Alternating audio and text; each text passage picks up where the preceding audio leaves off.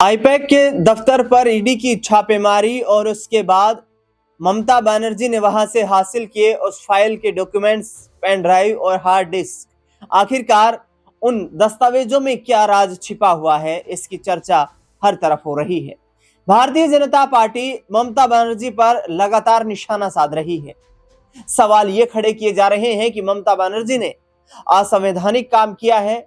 जब कोई सरकारी जांच एजेंसी किसी लोकेशन पर जाकर और इनपुट्स के आधार पर जांच करती है, तो वहां पर एक चुनी हुई मुख्यमंत्री किस तरीके से दखल अंदाजी कर सकती है। लेकिन जिस तरीके से ममता बनर्जी ने इस रेड के बाद पलटवार किया और उन्होंने कहा कि जिस तरीके से हमारी पार्टी के कुछ गोपनीय डॉक्यूमेंट्स को एजेंसी के माध्यम से केंद्र सरकार ने चुराने का प्रयास किया, इसीलिए मेरा वहां पर पहुंचना जरूरी हो गया था। लेकिन ममता बनर्जी ने केंद्रीय गृह मंत्री अमित शाह को फिर से निशाने पर लिया और उन्होंने जिस तरीके से बयानबाजी की कि मुझे ज्यादा परेशान ना किया जाए, क्योंकि कोयला घोटाले का पैसा शुवेंदु अधिकारी ने इस्तेमाल किया। ममता बनर्जी का कहना है, न्यूज 24 की रिपोर्ट में आपको दिखा रहा हूं, जिसमें सीधे तौर पर कोयला घोटाले का जिक्र करते हुए ममता बनर्जी कहती हुई नजर आ रही है कि शुवेंदु अधिकारी ने वो पैसा इस्तेमाल किया, अमित शाह को भेजा गया। मेरे पास इसके सबूत पेन ड्राइव में मौजूद हैं। जरूरत पड़ी तो मैं इन्हें जनता के सामने पेश कर सकती हूं। मैं आमतौर पर प्रतिक्रिया नहीं देती हूं, लेकिन अगर कोई मुझे छेड़ता है तो फिर मैं उसको नहीं छोड़ती हूं। एक और रिपोर्ट आपको दिखाता हूं, जिसमें हिंदुस्तान ने भी कुछ ऐसी ही जानकारी यहां पर साझा की है और उसी पेन ड्राइव की बात की गई है इस रिपोर्ट में कि मेरे पास एक पेन ड्राइव मौजूद है। मैं जिस पद पर मौजूद हूं उसकी इज्जत करते हुए अभी तक चुप हूं। मुझ पर ज्यादा दबाव मत डालो, नहीं तो मैं सब कुछ बता दूंगी, पूरा देश हैरान रह जाएगा। तो आखिरकार ममता बनर्जी के पास कौन सा पेन ड्राइव है? किस पेन ड्राइव की बात ममता बनर्जी कर रही है? आखिरकार ईडी की रेड के बाद ममता बनर्जी ने इस तरीके से आक्रामक हमला किसके ऊपर किया है? और जिस तरीके से केंद्रीय गृह मंत्री अमित शाह का नाम लिया गया, शुवेंदु अधिकारी का नाम लिया गया, तो क्या आगामी वक्त में बंगाल चुनाव को लेकर के भारतीय जनता पार्टी ममता बनर्जी के इस दावे के बाद बैकफुट पर नजर आ रही है? इस पूरे मुद्दे पर चर्चा करेंगे और इस चर्चा में मेरे साथ मेरे वरिष्ठ सहयोगी अमन जी अपनी प्रतिक्रिया व्यक्त करेंगे।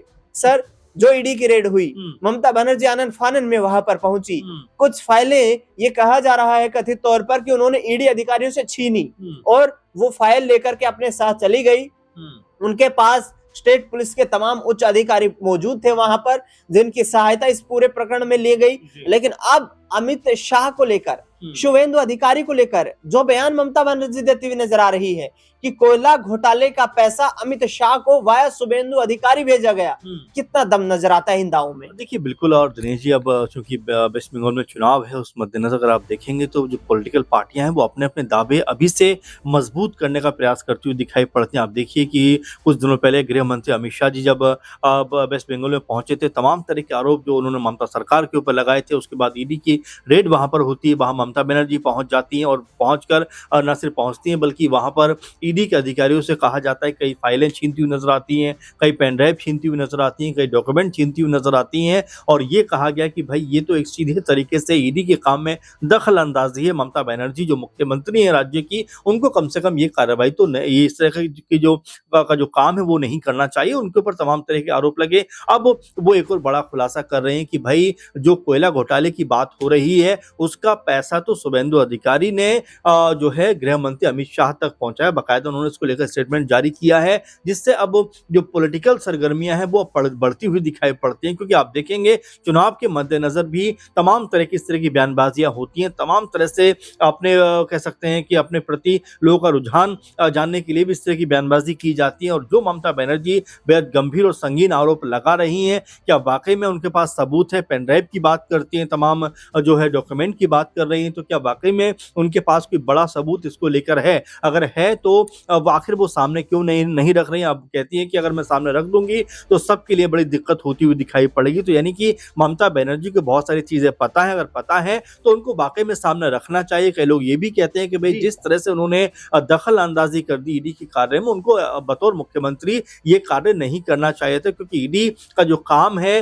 वो अलग तरह की चीजों के ऊपर होता है, स्वतंत्र वो एजेंसी है। और जिस तरह से उनको शक और शुबा होता है या उनके पास कोई शिकायत इस तरह की होती है, कोई ना कोई वजह उनके पास होती है, तब जाकर वो इस तरह की कार्रवाई करते हैं। लेकिन जिस तरह से ममता बनर्जी ने प्रतीक जैन के घर पे जो छापेमारी हुई, जो आईपीएफ में डायरेक्टर भी हैं, कह सकते हैं कि उनके आवास पर जब ये छापेमारी होती है या उनके ऑफिस पर छापेमारी होती है, तो आखिर ममता बनर्जी को वहां पर नहीं पहुंचना चाहिए था। तो खैर अब ये बात विवाद चलता हुआ दिखाई पड़ रहा है। लेकिन इस बीच ममता बनर्जी ने जो ये बात कही है कि उनके पास कुछ ऐसे सबूत हैं, क्योंकि वो ये कहते हैं कि कोयला घोटाले की बात कही जा रही है, तो कोयला घोटाले की वो ये कहती है कि जानकारी मेरे पास उपलब्ध है, और बल्कि सबूत मेरे पास है और वो पेन ड्राइव के अंदर मौजूद है। अगर वो पेन ड्राइव में दिखा दूं, सामने रख दूं, तो अमित शाह यानी जो गृह मंत्री हैं उनकी तमाम कलई खुलती हुई दिखाई पड़ेगी। इस तरह का संगीन आरोप ममता बनर्जी लगा रही हैं। बिल्कुल, काफी संगीन आरोप लगा रही है। टीएमसी के तमाम नेता इस बार दावा कर रहे हैं कि ममता बनर्जी की ही सरकार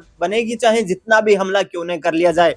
अमन जी, मेरा सवाल ये रहेगा कि अभिषेक बनर्जी को लेकर भी सवाल उठे थे, भर्ती घोटाले को लेकर भी सवाल उठे, कोयला घोटाले की भी बात बीजेपी कर रही है और ये कहती हुई नजर आ रही है लगातार बीजेपी पार्टी, उनके तमाम नेता, कि अभिषेक बनर्जी की पोल खुलने वाली थी इस ईडी रेड से, इसीलिए ममता बनर्जी चिंतित थी। क्या वाकई ऐसा ही नजर आता है? क्योंकि इस तरीके से मुख्यमंत्री का पहुंच जाना वाकई कहीं ना कहीं सनसनीखेज तो है। देखिए दिनेश जी, बिल्कुल इसमें अहम बात ये हो जाती है कि ममता बनर्जी चूंकि राज्य की मुख्यमंत्री हैं और आनंद फानन में अगर वो इस तरह के रेट के ऊपर पहुंचती हैं और दखल अंदाजी करती हैं, फाइल वगैरह छीनती हैं, तो इस तरह की चीजें सामने आएंगी कि भाई क्या कुछ ऐसे राज हैं जो ममता बनर्जी छुपाना चाहती हैं। क्या ईडी की कार्रवाई से ममता बनर्जी डरती हुई नजर आई? और ये भी कहा जा रहा है दिनेश जी कि क्या वाकई में उन डॉक्यूमेंट के अंदर कोई संगीन तथ्य छुपे हुए हैं? क्या कोई बात ऐसी छुपी हुई है जिसकी वजह से ममता बनर्जी लगातार बैकफुट पे दिखाई पड़ रही हैं? ऐसे में तमाम जो बातें हैं उसको साफ करते हुए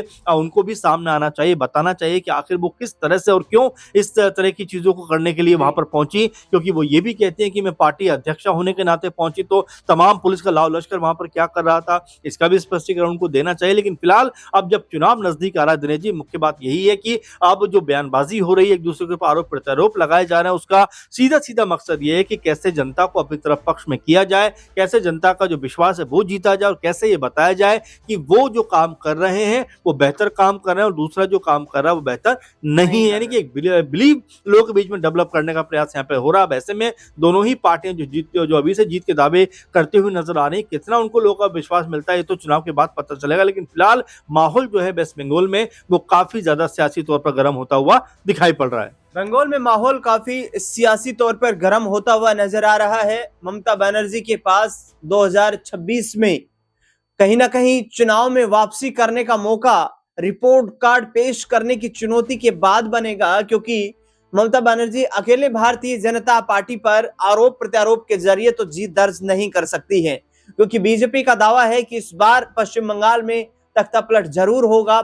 जिस तरीके से जनता ने परिवर्तन का मूड बना लिया है, बंगाल में सरकार जरूर बदलेगी। लेकिन आखिरकार क्या ममता बनर्जी को लेकर जो उनकी पार्टी के नेता तमाम दावे कर रहे हैं, क्या अभी भी वो क्रेज बाकी है उनका पश्चिम बंगाल में, जिसको कहीं ना कहीं आम लोगों के जहन में ताजा करने की कोशिश ममता बनर्जी कर रही हैं? जिस तरीके से उन्होंने ये बयान दिया कि ये बांग्ला पर हमला है और ये पश्चिम बंगाल के लोगों की चुनी हुई सरकार पर हमला है, उनके संवैधानिक अधिकारों पर हमला है, जो हम नहीं होने देंगे, चाहे कितना भी हमें लड़ना क्यों न पड़े बीजेपी के सामने, अमित शाह केंद्रीय गृह मंत्री के सामने, प्रधानमंत्री की तमाम एजेंसियों के सामने, हम वो लड़ाई लड़ेंगे और फिर से चुनाव जीतेंगे। लेकिन भारतीय जनता पार्टी जो प्रमुख विपक्षी दल है, जो घेरने की तैयारी में जुट चुकी है, घुसपैठिया मुद्दे को बड़ा मुद्दा बना करके पश्चिम बंगाल के चुनाव में एंट्री कर चुकी है। देखना दिलचस्प होगा कि आखिरकार बंगाल की जनता किसके साथ अपना समर्थन देती हुई नजर आती है। इस खास रिपोर्ट में फिलहाल इतना।